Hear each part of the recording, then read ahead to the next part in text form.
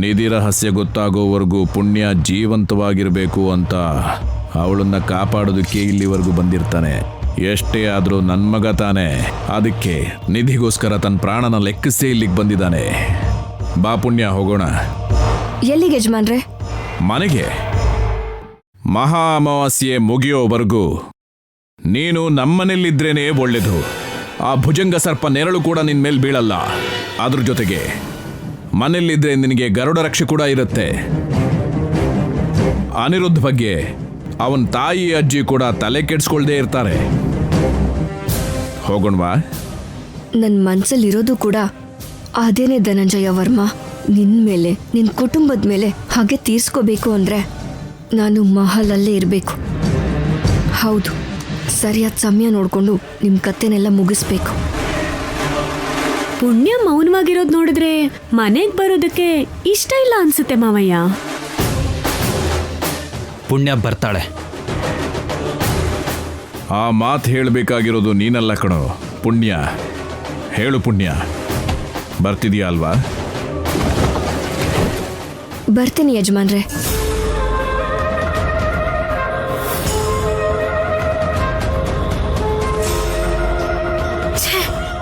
ಇವಳನ್ನ ದೂರ ಮಾಡಬೇಕು ಅನ್ಕೊಂಡ್ರೆ ಇನ್ನೂ ಹತ್ರ ಆಗ್ತಿದ್ದಾಳೆ.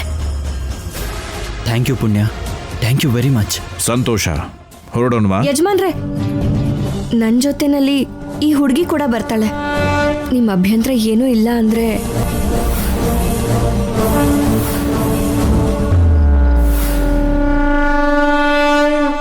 ಯಾರೀ ಮಗು?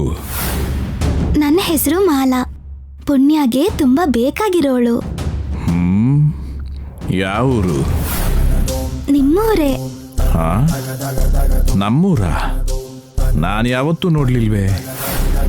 ನೀವ್ ನೋಡ್ದೇ ಇದ್ದಿದ್ದು ನನ್ ತಪ್ಪಲ್ವಲ್ಲ? ಮೂರ್ತಿ ಚಿಕ್ಕದಾದ್ರೂ ಮಾತು ದೊಡ್ಡದು. ನಾನ್ ಮಾಡೋ ಕೆಲ್ಸನೂ ದೊಡ್ಡದು. ಹಾ, ನೋಡೋಣ. ನಿಮ್ಗ ಅವಕಾಶ ಕೊಡಕ್ಕೂ ಬಿಡಲ್ಲ. ಅದನ್ನು ನೋಡೋಣ. ಸರಿ, ಮಗುನ್ ಕರ್ಕೊಂಡೋಗೋಣ ಬನ್ನಿ.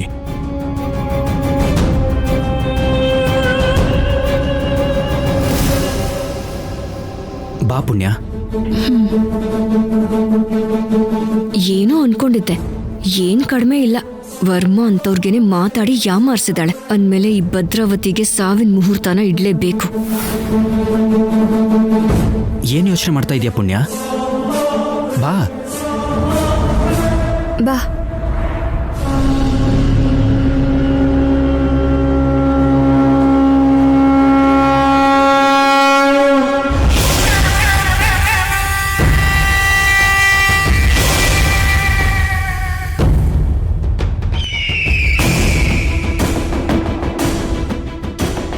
ತೊಂದರೆ ಅಂತ ಗೊತ್ತಿದ್ರು ಇವನ್ ಪದೇ ಪದೇ ಪುಣ್ಯನ ರಕ್ಷಣೆ ಮಾಡೋಕ್ ಹೋಗ್ತಾ ಇದ್ದಾನೆ.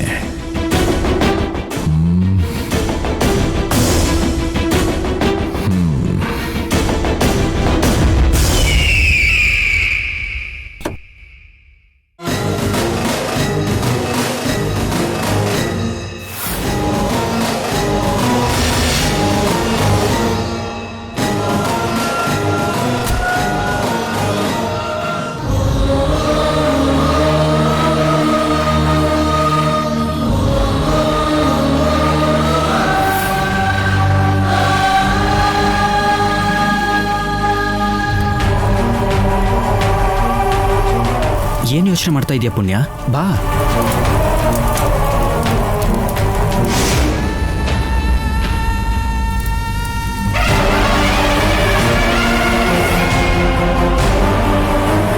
ನಿಮ್ ವಿನಾಶ ಇನ್ನು ಶುರು ಆದ ಹಾಗೆ. ಅದಕ್ಕೆ ನನ್ನನ್ನ ಜೊತೆಲಿ ಕರ್ಕೊಂಡು ಬಂದಿದ್ದೀರಾ. ಆ ನಾಗನಿಧಿಗೋಸ್ಕರ ಇಷ್ಟು ಪ್ರೀತಿ ನನ್ನ ಮೇಲೆ ತೋರಿಸ್ತಿದ್ದೀರಾ ಅಂತ ನನಗೆ ಗೊತ್ತು. ಆದ್ರೆ ನನ್ನ ಪ್ರಾಣ ಹೋದ್ರೂ ಆ ನಿಧಿ ಮಾತ್ರ ನಿಮಗ್ ಸಿಗಕ್ ನಾನು ಬಿಡಲ್ಲ.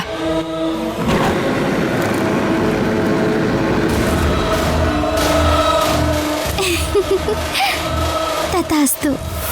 ಏನಂದೆ? ತಥಾಸ್ತು ಅಂತಂದೆ. ಯಾಕೆ? ಹೇಳ್ಬೇಕು ಅಂತ ಅನ್ಸ್ತು, ಅದಕ್ಕೆ ಹೇಳ್ದೆ. ಈಗ್ಲೇ ಯಾಕೆ ಹೇಳ್ಬೇಕು ಅನಿಸ್ತು? ಯಾವಾಗಂದ್ರೆ ಅವಾಗ ಹೇಳಿದ್ರೆ ಫಲ ಸಿಗಲ್ಲ ಅಲ್ವಾ? ಏನು ನಿನ್ ಮಾತು ಯಾರಿಗೂ ಅರ್ಥ ಆಗಲ್ಲ. ನಡಿ.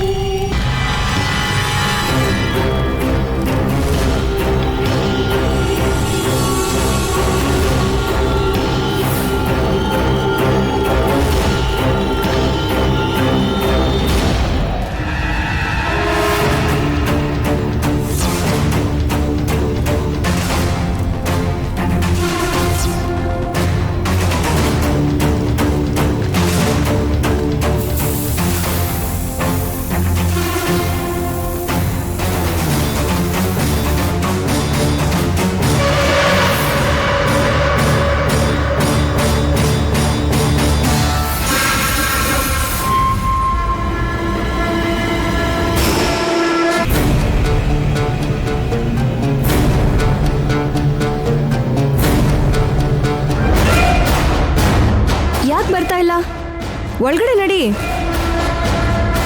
ನನ್ನನ್ನು ಬಿಟ್ಟು ಹೋಗ್ತೀಯಾ? ಕೈ ಹಿಡಿದು ಕರ್ಕೊಂಡು ಹೋಗು. ನಡಿ.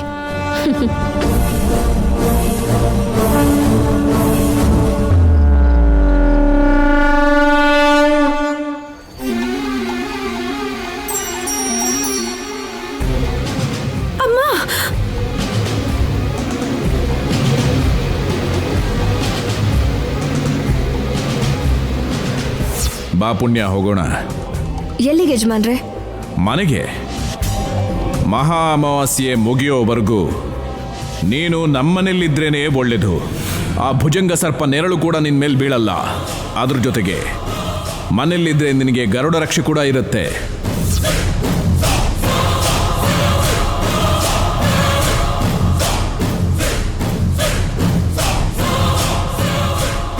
ಬಾ ಅಮ್ಮ. ಏಯ್, ಏನೇ ಅಷ್ಟಕ್ಕೂ ನೀನ್ ಏನೇ ಹೇಳಬೇಕು? ಪುಣ್ಯ ನಮ್ಮನೇಲಿರೋದು ನನಗಿಷ್ಟ ಇಲ್ಲ. ಆದಷ್ಟು ಬೇಗ ಹೊರ ಕಳಿಸು. ಇಲ್ಲ ಅಂದ್ರೆ ನಾನು ಏನ್ ಮಾಡ್ತೀನೋ ನನಗೆ ಗೊತ್ತಿಲ್ಲ. ಅವಳು ನಮ್ಮ ಮನೆಯಿಂದ ಆಚೆ ಹಾಕಿದ್ರೆ ನಿಮ್ಮ ಮಾವಯ್ಯ ನಮ್ಮಿಬ್ಬರನ್ನ ಆಚೆ ಹಾಕ್ತಾನೆ. ಅಂದ್ರೆ ಅವಳನ್ನ ಕಳಿಸಲ್ವಾ? ಇಲ್ಲೇ ಉಳಿಸ್ಕೊಂಡು ನನಗ್ ಸೌತಿನ್ ತರ್ತಿದ್ಯಾ? ಮುಚ್ಚು ಬಾಯ್. ಅವಳಿ ಮನೇಲಿ ಇರೋದು ನನ್ಗಿಷ್ಟ ಅಂತ ಅಂದ್ಕೊಂಡಿದ್ಯಾ? ಬೇರೆ ವಿಧಿ ಇಲ್ಲದೆ ಸುಮ್ಮನೆ ಇದೀನಷ್ಟೇ. ಇಲ್ಲೇನವಳು ಶಾಶ್ವತವಾಗಿರ್ತಾಳೆ ಅಂತ ಅನ್ಕೊಂಡಿದ್ಯಾ? 4 ದಿನ ಇದ್ದು ಹೋಗ್ತಾಳೆ ಅಷ್ಟೇ ತಾನೆ? 4 ದಿನ ಅಲ್ಲ, ಭಾವನ್ ನಡವಳಿಕೆ ನೋಡ್ತಿದ್ರೆ 100 ದಿನ ಇಲ್ಲೇ ಉಳಿಸ್ಕೊಳ್ಳೋ ತರ ಇದ್ಯಮ್ಮ. ಅಷ್ಟು ದಿನ ಇದ್ರೆ ನಾನು ನೋಡ್ಕೊಂಡು ಸುಮ್ಮನೆ ಇರ್ತೀನಿ ಅನ್ಕೊಂಡಿದ್ಯಾ? ಏನ್ ಮಾಡ್ತೀಯಾ? ಸಾರಿ ಪರಿಣಿಕಾ, ಅನಿರುದ್ಧ್ ಇಂಥ ಕೆಲಸ ಮಾಡ್ತಾನೆ ಅನ್ಕೊಂಡಿರ್ಲಿಲ್ಲ. ಅವನ್ ಮದ್ವೆ ಆಗೋಯ್ತು, ಆಶೀರ್ವಾದ ಮಾಡು ಅಂತ ಅಕ್ಷತೆನ ನನ್ ಕೈಲಿ ಇಡ್ತೀಯಾ? ಎಚಿ, ತಲೆ ಕೆಟ್ಟಿದ್ಯಾ? ನನಗೆ ಹುಚ್ಚಿಡ್ದಿದೆ ಅಂತ ಅನ್ಕೊಂಡಿದ್ರೆ ನನಗಿಂತ ಜಾಸ್ತಿ ನಿನಗೆ ಹುಚ್ಚಿಡ್ದಿದೆ. ನೋಡು, ಆ ನಾಗನಿಧಿ ನಮ್ ಕೈ ಸೇರ್ಬೇಕು ಅಂತಂದ್ರೆ ಆ ಪುಣ್ಯ ಜೀವಂತವಾಗಿರ್ಲೇಬೇಕಾಗುತ್ತೆ. ಆ ರಹಸ್ಯನ ತಿಳ್ಕೊಳ್ದೆ ಅವಳು ಸತ್ತು ಹೋದ್ರೆ ಆ ನಷ್ಟ ಅನುಭವಿಸೋದು ನಾವೇ. ಅದಕ್ಕೆ ಆ ಭುಜಂಗ ಸರ್ಪದಿಂದ ಆ ಪುಣ್ಯನ ಕಾಪಾಡಬೇಕು ಅಂತ ಅಣ್ಣ ಅವಳನ್ನ ಹುಷಾರಾಗಿ ಈ ಬಂಗ್ಲೆಯಲ್ಲಿ ಇರಿಸ್ಕೊಂಡಿದ್ದಾನೆ. ಅದಲ್ದೆ ಅವಳ ಮೇಲಿರೋ ಪ್ರೀತಿಯಿಂದ ಅಲ್ಲ ಕಣೆ. ಅಯ್ಯೋ ಅಯ್ಯೋ ಅಮ್ಮ, ನಿನಗೆ ಹೇಗೆ ಹೇಳ್ಬೇಕು ನನಗೆ ಅರ್ಥ ಆಗ್ತಿಲ್ಲ. ಅವಳಿ ಮನೇಲಿ ತಿರುಗ್ತಾ ಇದ್ರೆ, ಭಾವ ಅವಳ ಹಿಂದೆ ತಿರುಗ್ತಾ ಇದ್ರೆ ನೋಡಕ್ಕಾಗ್ದೆ ಸಾಯ್ತಾ ಇದ್ದೀನಿ. ಒಂದೇ ಒಂದ್ಸಲ ನನ್ ಬಗ್ಗೆ ಯೋಚನೆ ಮಾಡಮ್ಮ. ನಮ್ಮಪ್ಪ ಬೇರೆ ಹೆಂಗಸಿನ ಜೊತೆ ತಿರುಗ್ತಾ ಇದ್ರೆ ನಿನಗೆ ಹೇಗ್ ಅನ್ಸುತ್ತೆ? ನಮ್ಗೆ ನಿಧಿ ಸಿಕ್ಬಿಟ್ರೆ ಅದಕ್ಕಿಂತ ಬೇರೆ ಸಂತೋಷ ಇಲ್ಲ ಕಣೆ. ನಿಧಿ ನಿಧಿ ನಿಧಿ ನಿಧಿ ನಿಧಿ ನಿಧಿನ್ ತಿಂದು ಬದುಕ್ತ್ಯಾ ಅಥವಾ ಹೋಗುವಾಗ ತಗೊಂಡು ಹೋಗ್ತ್ಯಾ? ನಿಧಿ ಬಿಟ್ಟು ನಿನಗೇನು ಕಾಣಿಸ್ತಾ ಇಲ್ಲ.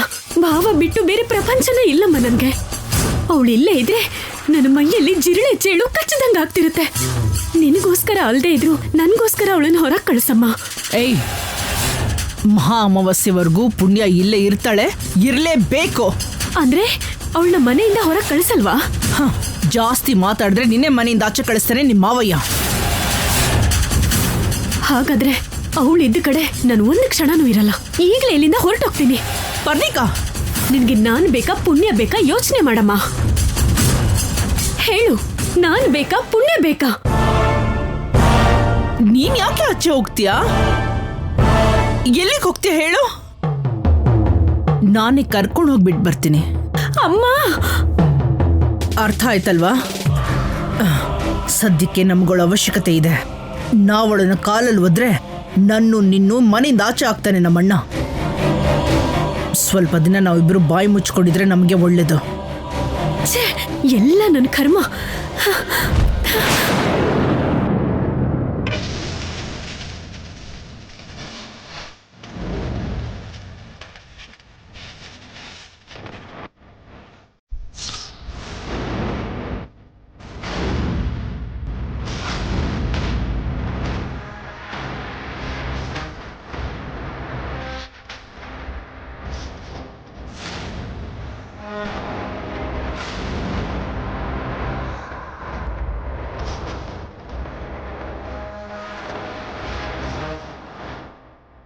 ಯಾರು ನೀನು?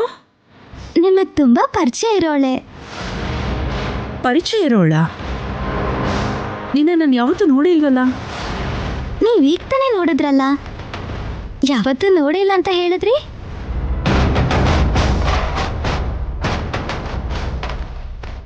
ಅಬ್ಬಾ, ಮಾತು ಚೆನ್ನಾಗೇ ಆಡ್ತೀಯಾ. ಏನ್ ಮಾಡ್ತಿದ್ಯಾ? ಅಲ್ಲಿ ಏನ್ ಮಾಡ್ಲಿ ಅಂತ ಯೋಚಿಸ್ತಾ ಇದ್ದೀನಿ.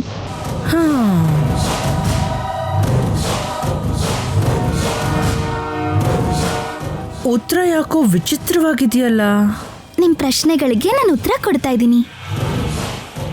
ಅಷ್ಟಕ್ಕೂ ನಿನ್ನ ಯಾರು ಕರ್ಕೊಂಡು ಬಂದಿದ್ದು? ನಿಮಗ್ ತುಂಬಾ ಚೆನ್ನಾಗಿ ಗೊತ್ತಿರೋವ್ರೆ. ಗೊತ್ತಿರೋರ ಹೆಸರು? ನಿಮಗ್ ಗೊತ್ತಿದೆ ಬಿಡಿ.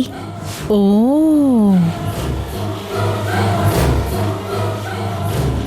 ಏನದು? ಗೊತ್ತಿರೋರ್ಗೆ ನಾನು ಹೇಳಲ್ಲ. ಹಾಗಿದ್ರೆ ನನಗೆ ಗೊತ್ತಿಲ್ಲ. ಗೊತ್ತಿಲ್ಲದೆ ಇರೋರ್ಗೆ ಹೇಳಿದ್ರೂ ಪ್ರಯೋಜನ ಇಲ್ಲ. ಏ,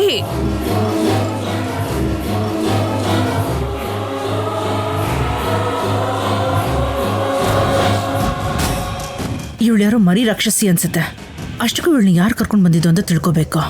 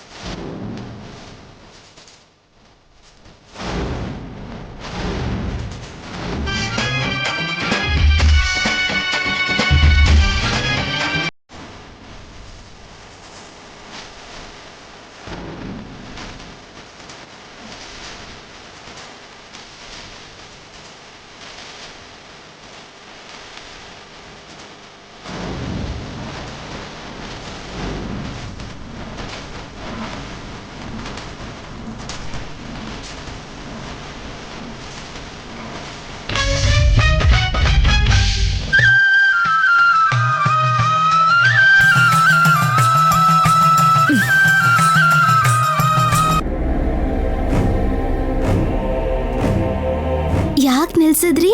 ನಿಲ್ಲಿಸ್ಬೇಕಾಗಿತ್ತು, ಅದಕ್ಕೆ ನಿಲ್ಲಿಸ್ದೆ. ಈಗ್ಲೇ ಯಾಕೆ ಹಾಗೆ ಮಾಡಿದ್ರಿ? ಆವಾಗ್ಲೇ ನಿಲ್ಲಿಸಬಾರ್ದು ಅಂತ ಅನಿಸ್ತು, ಅದಕ್ಕೆ. ಉಲ್ಟಾ ಉತ್ತರ ಕೊಡಕ್ಕೆ ನಿನಗ್ ಮಾತ್ರ ಅಲ್ಲ, ನನಗೂ ಬರುತ್ತೆ.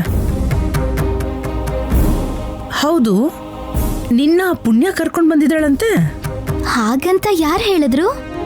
ಪರ್ಣಿಕಾ ಹೇಳಿದ್ಲು ನನಗೆ. ಸುಳ್ಳು. ನಿಮಗ್ ಹೇಳಿದ್ದು ಪರ್ಣಿಕಾ ಅಲ್ಲ, ಧನಂಜಯ್ ವರ್ಮಾ.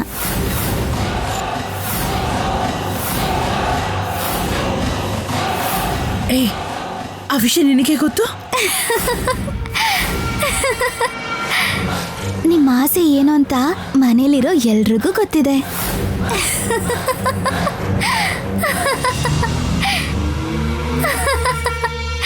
ಅನ್ನೋಗು ನಿಲ್ಸು.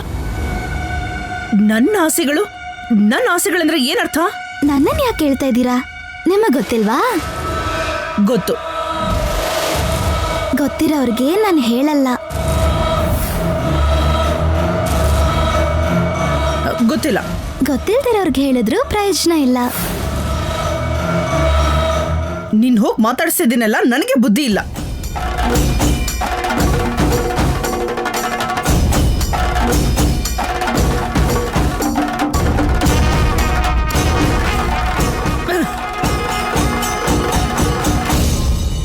ಅಮ್ಮ, ಹಾಲು ತಗೊಳ್ಳಿ.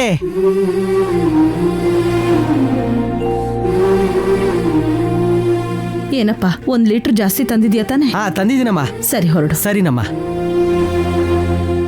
ಅರವಿಂದಮ್ಮ, ಏನ್ ಕಂದ? ಹಾಲಲ್ಲಿ ಇರುವೆ ಬಿದ್ದಿದೆ.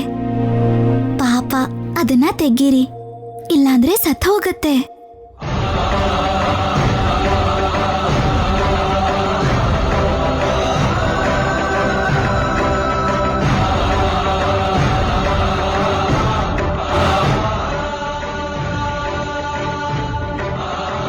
ಹೌದು, ನೀನ್ ಅಲ್ಲೇ ಕೂತಿದ್ಯಲ್ಲ, ಹಾಲಿಗೆ ಇರುವೆ ಬಿದ್ದಿದೆ ಅಂತ ನಿನಗೆ ಹೇಗೆ ಗೊತ್ತಾಯ್ತಮ್ಮ? ನಾನು ಎಲ್ಲೇ ಇದ್ರು ನನ್ನ ನೋಟ ಹಾಲಿನ ಮೇಲೆ ಇರತ್ತೆ. ನಿನ್ಗೆ ಹಾಲಂದ್ರೆ ಅಷ್ಟು ಇಷ್ಟನಾ? ತುಂಬಾ. ಹಾಲಿಂದ ಸ್ವಾಮಿಗೆ ಅಭಿಷೇಕ ಮಾಡಿದ್ಮೇಲೆ ಉಳಿದಿದ್ರೆ ನನಗೆ ಕೊಡಿ. ಸರಿ.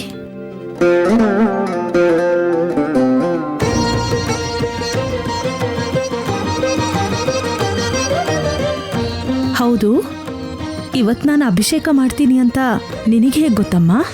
ಹಾಲ್ ಮಾರೋರ್ಗೆ ಹೇಳುವಾಗ ನಾನು ಕೇಳಿಸ್ಕೊಂಡೆ. ಹಾಗ ನಾನು ಹಾಲಿನವನ ಹತ್ರ ಜಾಸ್ತಿ ತಗೊಂಬಂದಿದ್ಯಾ ಅಂತ ಕೇಳಿದ್ನೆ ಹೊರತು ಅಭಿಷೇಕಕ್ಕೆ ಅಂತ ಹೇಳಿಲ್ವಲ್ಲ. ಹೇಳಿರ್ಬೇಕು, ಇಲ್ಲ ಅಂದ್ರೆ ಇವಳಿಗೆ ಹೇಗೆ ಗೊತ್ತಾಗತ್ತೆ? ಹೌದು, ಅಭಿಷೇಕ ಯಾಕೆ ಮಾಡ್ತಾರೆ? ಪುಣ್ಯ ಬರುತ್ತೆ ಅಂತಮ್ಮ. ಪುಣ್ಯ ಬರೋ ಹಾಗಿದ್ರೆ ಹುತ್ತದಲ್ಲಿರೋ ನಾಗಮ್ಮಂಗ್ ಹಾಲೆರಿಬೋದಲ್ವಾ? ಒಂದು ಸಲ ನನ್ನ ಕಣ್ಣಲ್ಲಿ ಕಣ್ಣಿಟ್ಟು ನೋಡು ಅರವಿಂದ.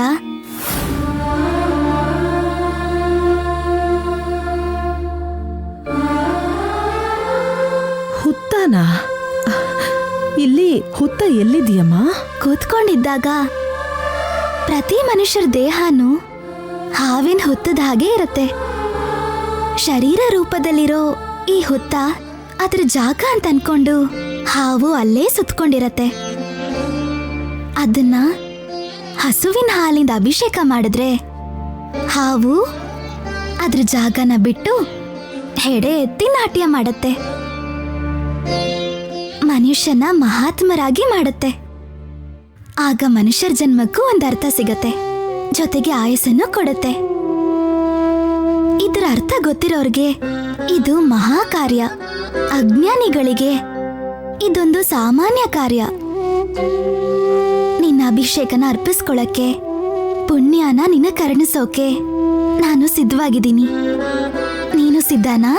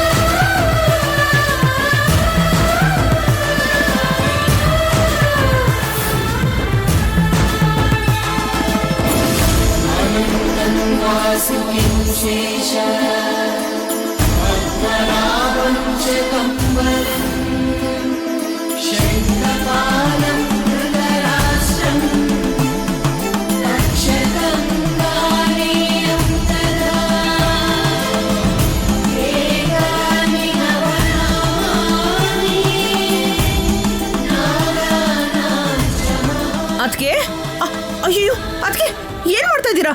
ನಿಮ್ಗೇನಾದ್ರೂ ಹುಚ್ಚಿಗೆ ಚಿಡ್ತಿದ್ಯಾ? ಏನು ಈ ಹುಡುಗಿ ಮೇಲೆ ಹಾಲು ಅಭಿಷೇಕ ಮಾಡ್ತಿದ್ಯಲ್ಲ?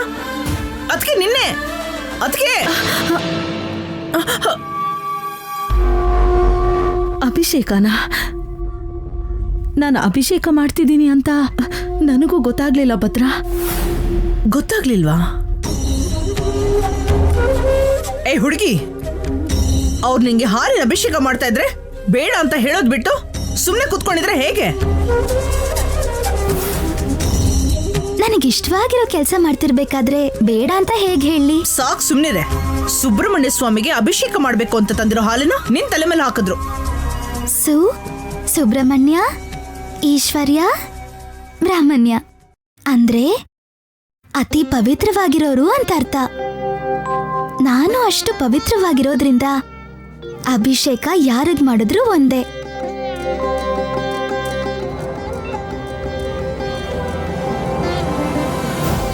ಅದ್ಕೆ ಅವಳು ಯಾರೋ ಸಾಮಾನ್ಯ ಹುಡುಗಿ ಅಲ್ಲ, ಚೆನ್ನಾಗಿ ಮಾತು ಕಲ್ತಿದ್ದಾಳ ಅವಳು.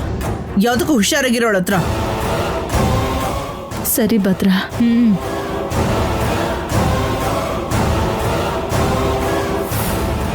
ಯಾವ್ದಕ್ಕೂ ಹುಡುಗಿ ಮೇಲೆ ಒಂದು ಕಣ್ಣನ್ನಿಟ್ಟಿರ್ಬೇಕು ನಾನು.